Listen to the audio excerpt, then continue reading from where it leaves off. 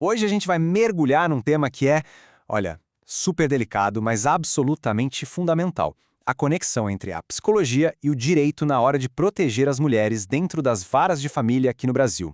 É um assunto complexo, sim, mas que mostra o que realmente acontece, o lado humano por trás de todos aqueles processos judiciais. E para a gente começar, olha só essa frase. Ela já dá o tom da nossa conversa. Porque o que ela está dizendo, no fundo, é que quando um conflito familiar vai parar na justiça, não é só sobre papelada e burocracia, sabe? É sobre uma dor muito, muito profunda. É que assim, uma separação nunca é só um processo legal. É bem mais que isso. É uma crise quase que existencial, né? Aqueles laços emocionais super profundos se desfazem. E isso pode abalar a identidade de uma pessoa até a raiz. E aí, quando a gente olha para a situação das mulheres, essa crise muitas vezes vem com um peso extra.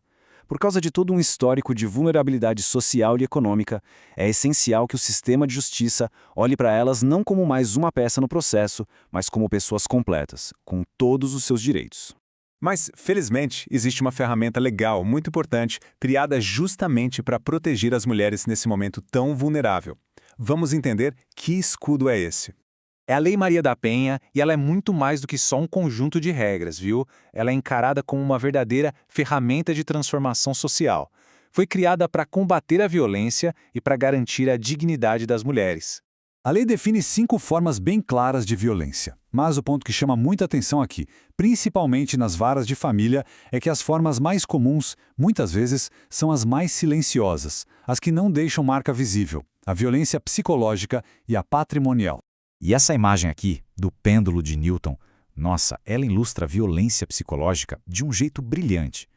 Pensa comigo, o primeiro ato pode ser invisível, sem deixar um hematoma, mas a força daquele impacto viaja silenciosamente e o estrago aparece lá na outra ponta. É um dano real, duradouro. O sofrimento emocional é concreto. Tá, então, como é que o sistema de justiça faz para lidar com essas feridas invisíveis? É exatamente aí que entra uma figura-chave, o psicólogo jurídico. Ele atua basicamente como uma ponte, sabe? Para humanizar a lei. E a primeira ferramenta, que é talvez a mais poderosa de todas, é a chamada escuta qualificada. Isso não é só ouvir, tá? É criar um ambiente seguro, sem julgamento, para muitas mulheres conseguir falar e se sentir ouvida de verdade, ter sua dor validada. Esse é o primeiro passo para quebrar o ciclo de violência e começar a confiar no sistema. Só que esse trabalho é quase como andar numa corda bamba ética. E é super importante entender a diferença entre duas palavras, imparcialidade e neutralidade. Imparcialidade é obrigação profissional, né? O psicólogo não pode tomar partido. Agora, neutralidade, isso é outra história. Ser totalmente neutro sem nenhuma perspectiva humana é impossível. O segredo é o profissional reconhecer os próprios valores para garantir que eles não contaminem a análise. E para garantir que a dignidade da mulher seja protegida durante todo o processo, existem alguns princípios éticos que são inegociáveis. Primeiro, o sigilo profissional, claro, revelando só o que for estritamente necessário para o juiz decidir. Segundo, é evitar usar nos laudos aqueles termos que estigmatizam, tipo descontrolada ou vingativa. E, talvez o mais importante, é evitar a revitimização. Imagina ter que contar a história de um trauma de novo, e de novo, e de novo. O sistema não pode causar mais dor. Certo. Então vamos falar um pouco mais das ferramentas práticas que esses profissionais usam para conseguir enxergar com clareza o que está acontecendo nessas dinâmicas familiares tão complexas. O principal instrumento aqui é a avaliação psicossocial. Para simplificar, a gente pode pensar nela como um processo que termina num laudo técnico. E o que esse laudo faz? Basicamente, ele traduz toda a complexidade das relações humanas daquela família para a linguagem do direito. Ele dá para o juiz uma análise técnica especializada para ajudar na tomada de decisão. E nada melhor do que um exemplo prático para a gente entender como isso tudo funciona, né? Vamos ver um cenário real que mostra como esses princípios e ferramentas são usados numa situação de altíssima tensão. Imagina o dilema. De um lado, um pai, o Sr. Carlos, chega dizendo que a mãe, Sra. Ana, está fazendo a cabeça do filho contra ele. A famosa alienação parental. Do outro lado, a Sra. Ana relata um histórico de abuso psicológico de controle. Ou seja, são duas versões da mesma história que não poderiam ser mais opostas. E aí, como o sistema faz para encontrar a verdade no meio disso tudo? A resposta está no processo bem metódico, muito cuidadoso. Não é baseado em achismo. Primeiro, são feitas entrevistas individuais com cada um, para ouvir as duas narrativas com calma. Depois, o trabalho se expande para uma avaliação psicossocial da família inteira. Um ponto crucial. Com a criança, são usados instrumentos psicológicos próprios, validados, para captar o que ela sente sem influenciar. Ao mesmo tempo, a equipe analisa documentos, sabe? Boletim da escola, troca de mensagens, tudo que possa ajudar.